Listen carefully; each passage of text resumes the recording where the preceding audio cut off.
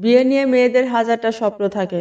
অনেক গোপন ইচ্ছা আকাঙ্ক্ষা বছরের পর বছর মনে পুষে রাখে। ছেলেরা শুধু স্বপ্ন দেখে সুন্দর বউ, বউ তাকে ভালোবাসবে, বউয়ের সাথে কত রকম ভাবে শারীরিক সম্পর্ক হবে এই। কিন্তু মেয়েদের বেলায় তা সম্পূর্ণই আলাদা। বিয়ের পর শাড়ি, চুড়ি, গহনা, খাট, বিছানা, আলমারি, ঘর বাড়ি, ছোট্ট সুখী পরিবার। এমন একজন স্বামী যে তার মনের কথা বোঝে, বুঝবে, তার ছোট ছোট ইচ্ছেগুলো পূরণ করবে। তার ভালো ব্যবহারের বিনিময়ে পরিবারের সবাই তাকে ভালোবাসবে।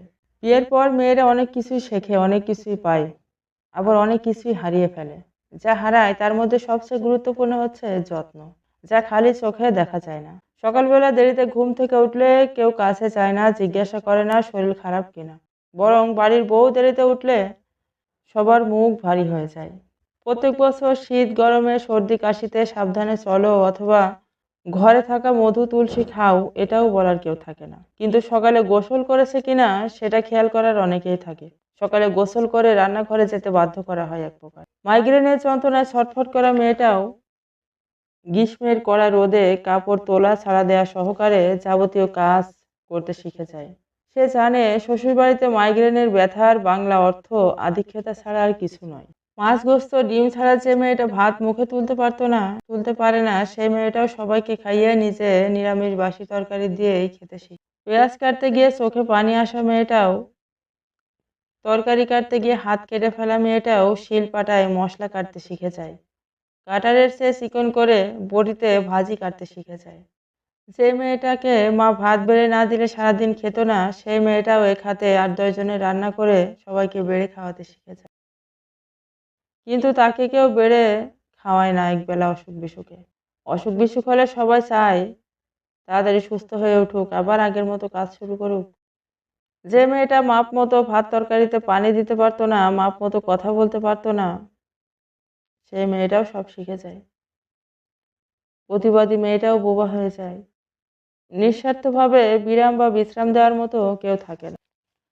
ঘন ঘন মুড সুইং হওয়া মেয়েটাও অন্যের মেলতে শিখে যায়, চলতে শিখে যায়। সুখী সুখী মেয়েটাও সুখের চেয়ে শান্তি বড়, এটা ভাবতে শিখে যায়। সারাদিন দোষ ধরতে থাকা অন্যের মা বাবাকে মা বাবা বলতে শিখে যায়। ঝাল না খেতে পারা মেয়েটিও ঝাল মেখে ভাত খাওয়া শিখে যায়। অন্যদের পছন্দের খাবারকে নিজের পছন্দের তালিকায় যোগ দিতে শিখে যায়। রাতে স্বামীর শারীরিক চাহিদা মিটিয়ে বাচ্চার জন্য রাত জেগেও ভোরে সবার নজর এড়িয়ে ফরজ গোসল সেরে ৭টা-৮টার মধ্যে ৫-১০ জনের নাস্তা বানাতে শিখে যায়। হাত পা ছুঁড়ে ঘুমানো মেয়েটাও স্বামী সন্তানকে জায়গা ছেড়ে দিয়ে এক কোণে গুটিসুটি হয়ে ঘুমাতে শিখে যায়।